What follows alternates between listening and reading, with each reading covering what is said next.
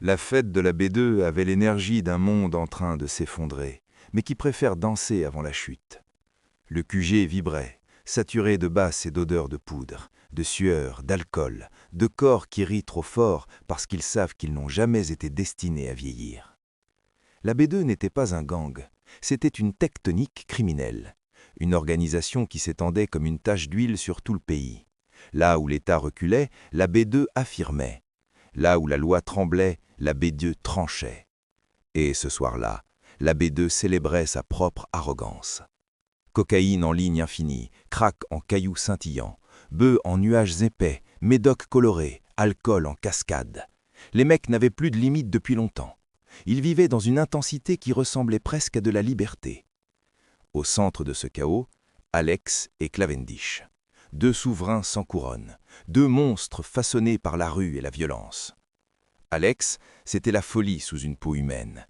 Cavendish, c'était la mélancolie qui rêvait encore d'un monde où il pourrait respirer autrement. Dans cette fête, plusieurs bandits d'un autre quartier traînaient. Des gars sans alliance, sans vision. Et dans l'inévitable collision des égos, le drame a surgi. Le chef de ces bandits, ivre d'orgueil, a bousculé Alex. Pas un petit pardon, une bousculade brutale, une provocation. Alex s'est retourné, calme comme un couteau posé sur une table. Le bandit lui a craché sur les chaussures. Ce simple geste, c'était comme cracher sur un tigre endormi. Il lui a demandé « Tu peux me faire quoi ?» La réponse n'était pas une phrase, c'était une explosion.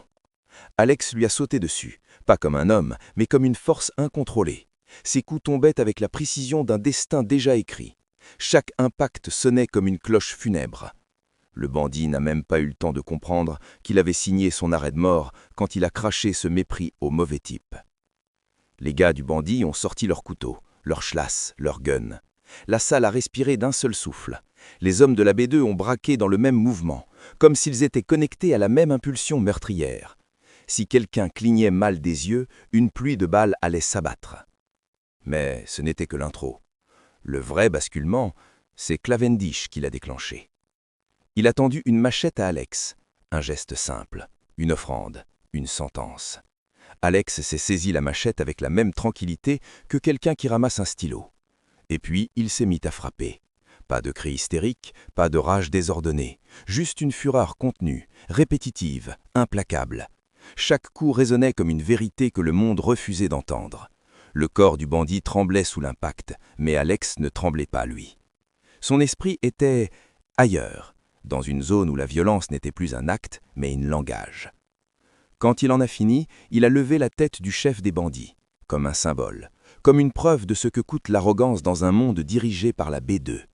Et il a crié « Exécution !» Le mot a parcouru la salle comme une décharge électrique. Les armes ont tonné. Les complices du bandit sont tombés dans une symétrie froide. Pas un n'a survécu, sauf un. Un seul, choisi volontairement. Un témoin, un messager de terreur. Va raconter. Et la fête a repris. Comme si la mort était juste une danse parmi d'autres. Mais Cavendish, lui, avait cette ombre dans le regard. Une fatigue spirituelle, une mélancolie presque noble. Il regardait la violence comme quelqu'un qui en connaît le prix, mais qui ne sait plus comment s'en détacher. Alex est venu vers lui. « Frérot, ça va ?» Cavendish a détourné les yeux. « Rien, t'inquiète. » Un mensonge doux. Il a quitté la fête, seul, avec ses pensées, et le poids de son propre nom. Arrivé chez lui, dans sa demeure luxueuse, il a entendu des cris. Pas des cris effrayés, pas des cris de douleur, des cris intimes, ceux qu'on chuchote quand on croit être en sécurité. Il a marché calmement, presque avec élégance. Il n'a rien cassé en avançant, il ne s'est pas précipité. Quand il a vu sa femme avec l'autre homme, enlacée dans son lit, dans son espace, dans son univers, sentiment en lui s'est simplement éteint. Pas explosé, éteint. Il a tiré. Une seule balle. L'homme s'est effondré, la vie quittant son corps comme une lumière qu'on débranche. Puis Cavendish s'est allongé entre les deux. À droite, l'homme qu'il venait d'abattre, à gauche, sa femme, glacée de terreur.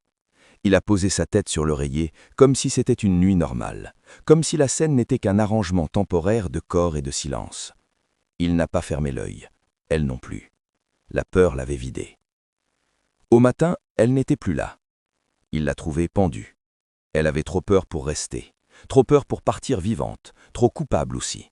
Elle voulait s'enfuir avec l'autre. Elle avait choisi l'autre monde. Cavendish est resté immobile face à la scène. Il n'a pas crié, il n'a rien renversé. Il a pris une douche, il a préparé son petit déjeuner, il s'est habillé. Puis, il a appelé Alex. Alex est venu.